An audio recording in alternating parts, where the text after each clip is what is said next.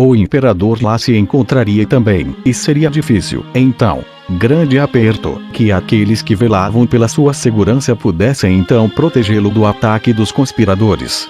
Xerxes aceitou a sugestão e adiou a execução para o primeiro dia dos jogos, porém o destino prevaleceu sobre essa deliberação e, com dificuldade, só o puderam fazer no terceiro dia, que era o último desses espetáculos.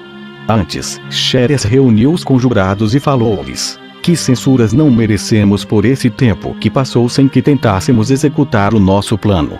Pois temos motivos para temer que, se formos descobertos, Caio venha redobrar o seu furor, e, em vez de darmos liberdade ao império pela sua morte, iremos apenas, com a nossa fraqueza, contribuir para lhe fortalecer a tirania.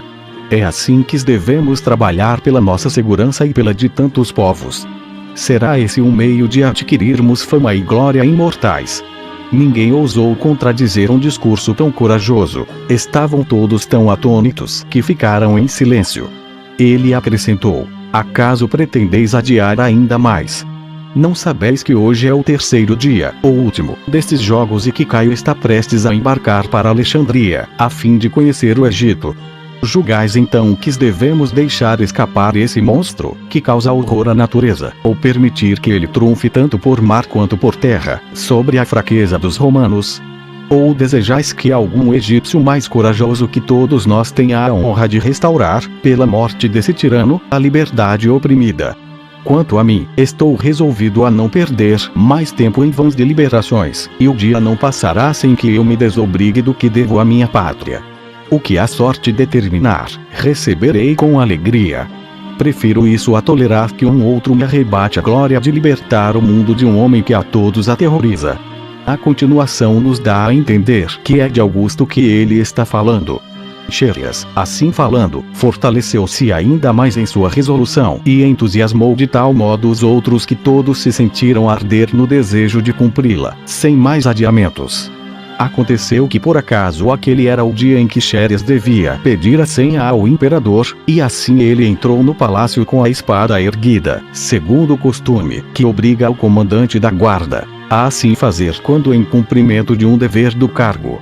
Uma grande multidão de povo já se encontrava no palácio, e todos procuravam obter um lugar, porque não havia reservas, nem para os senadores nem para os cavaleiros. Cada qual se punha onde queria, misturando-se homens com mulheres e senhores com escravos. O imperador sentia prazer em ver essa desordem.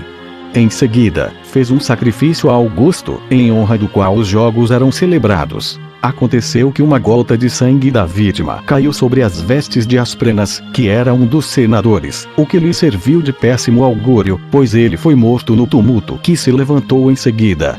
Caio riu-se à vontade, e notou-se, com espanto, como uma coisa extraordinária, que o imperador, contra a sua natureza, naquele dia demonstrava grande afabilidade e bom humor. Terminado o sacrifício, Caio, acompanhado por aqueles a quem mais estimava, foi sentar-se no teatro, no lugar que lhe fora preparado. O teatro era de madeira e construído todos os anos. Tinha duas portas. Uma no exterior, que dava para a grande praça, e outra em frente ao pórtico, por onde os atores entravam e saíam sem incomodar os espectadores. Fizera-se também uma passagem dividida por uma cerca de madeira, onde os atores e os músicos se colocavam. Depois que todos tomaram os seus lugares, Xerxes e os demais comandantes da guarda ficaram bem próximos do imperador, que se havia posto do lado direito do teatro. Batívio, senador, que havia sido pretor, perguntou baixinho a Clívio, que já fora cônsul e que estava sentado perto dele, se não tinha ouvido falar de nada. Tendo este respondido que não, Batívio acrescentou: vereis hoje representar-se uma peça que acabará com a tirania. Clívio retrucou: cale-se, para que algum grego não nos venha a escutar. Com essas palavras, ele fazia alusão a um verso de Homero. Em seguida, foi atirada ao público grande quantidade de frutas, e pássaros muito belos e raros também foram soltos.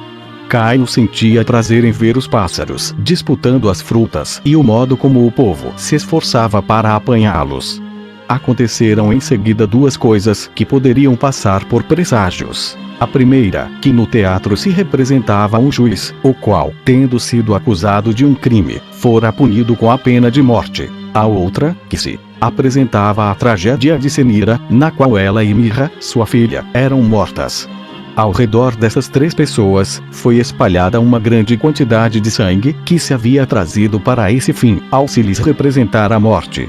Acrescenta-se a isso que fora naquele mesmo dia que Filipe, filho de Amintas, rei da Macedônia, tinha sido outrora morto por Pausânias, um de seus amigos, quando ia para o teatro.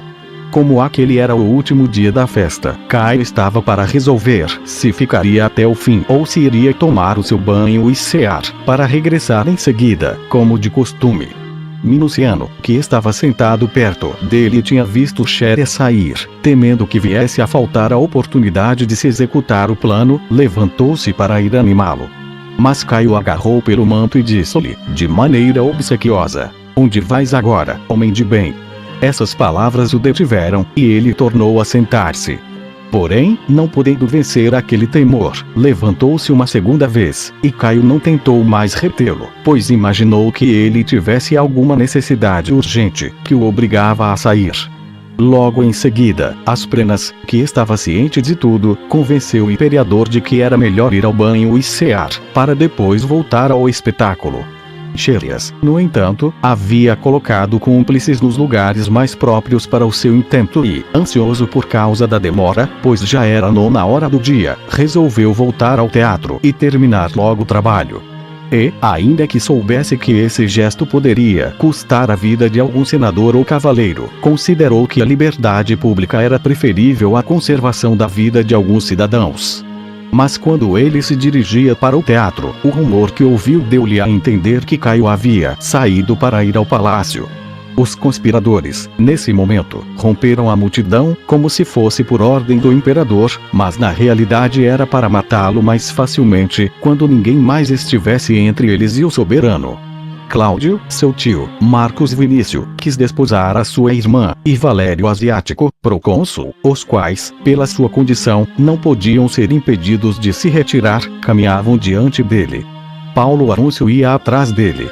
Depois de entrar no palácio, Caio deixou o caminho comum, que Cláudio e os que iam diante dele haviam tomado, onde os oficiais da casa esperavam para ir ao banho, e seguiu por um caminho escondido, a fim de ver a exibição de uns moços que lhe haviam trazido da Ásia para cantar hinos nas cerimônias e nos sacrifícios que ele havia instituído, e para dançar no teatro as danças das quais Pirro é o autor. Xérias então aproximou-se para pedir-lhe a senha, e Caio não deixou de lhe dar, segundo o costume, uma palavra para ridicularizá-lo. Xérias revidou a injúria com outra e com um golpe de espada, que no entanto não foi mortal. Alguns querem crer que ele o fez de propósito, a fim de que, antes de morrer, Caio pudesse receber ainda outros golpes e para que o castigo pelos seus crimes lhe fosse mais doloroso. Isso, todavia, me parece pouco provável, pois não se costuma raciocinar em semelhantes ações. Se Xérias tinha mesmo essa intenção, estimo que ele tenha sido o mais tolo de todos os homens, deixando-se levar desse modo pelo ódio que nutria por Caio e preferido essa vã satisfação a livrar a si mesmo e a todos os seus cúmplices do perigo em que se encontravam.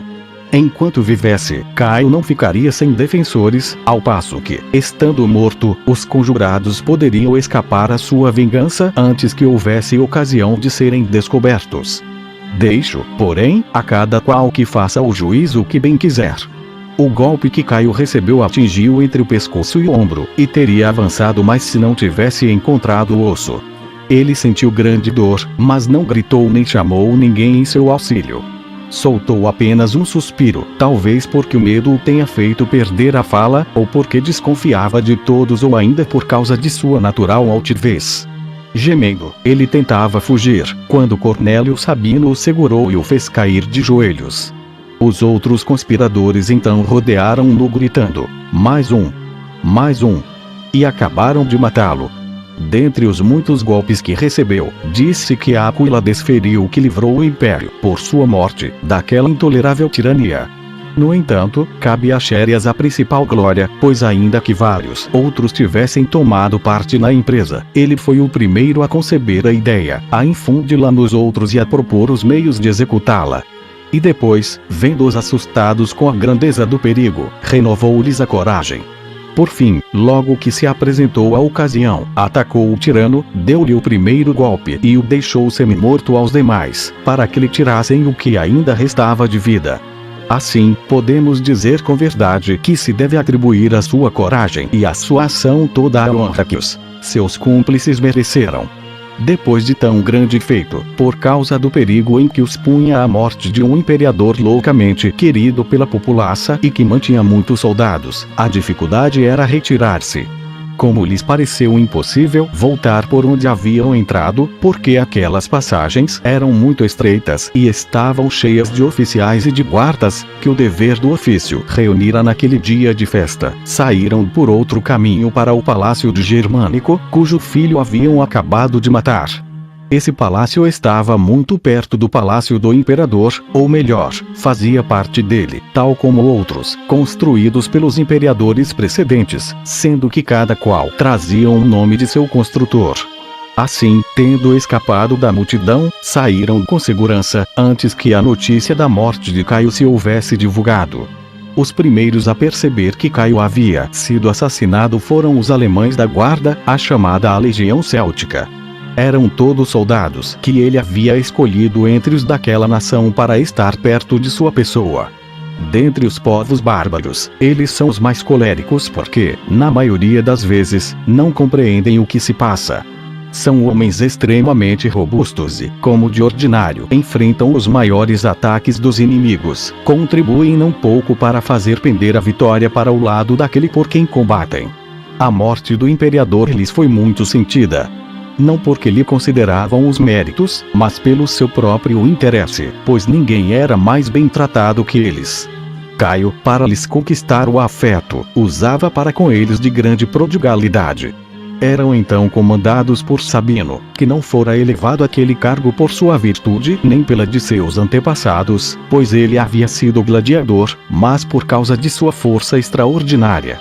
Tendo à frente, os soldados correram para todos os lados, de espada na mão, a fim de matar os que haviam assassinado o imperador. O primeiro que encontraram foi Asprenas, para o qual, como já dissemos, havia ocorrido um mau presságio, aquela gota de sangue da vítima que caíra sobre a sua túnica, e o fizeram em pedaços. Em seguida encontraram Norbano, cuja origem era tão ilustre que ele contava entre os seus antepassados vários generais. E, como não era menos forte que corajoso, quando viu que aqueles bárbaros não respeitariam a sua condição, arrancou a espada da mão de um deles, decidido a não morrer sem vender muito caro a vida, pois eles o haviam rodeado de todos os lados. Por fim, vencido pelo número, caiu varado de golpes. O terceiro dos senadores a experimentar a raiva dos alemães foi Anteio, o qual pagou com a vida ao desejo de ver o corpo de Caio.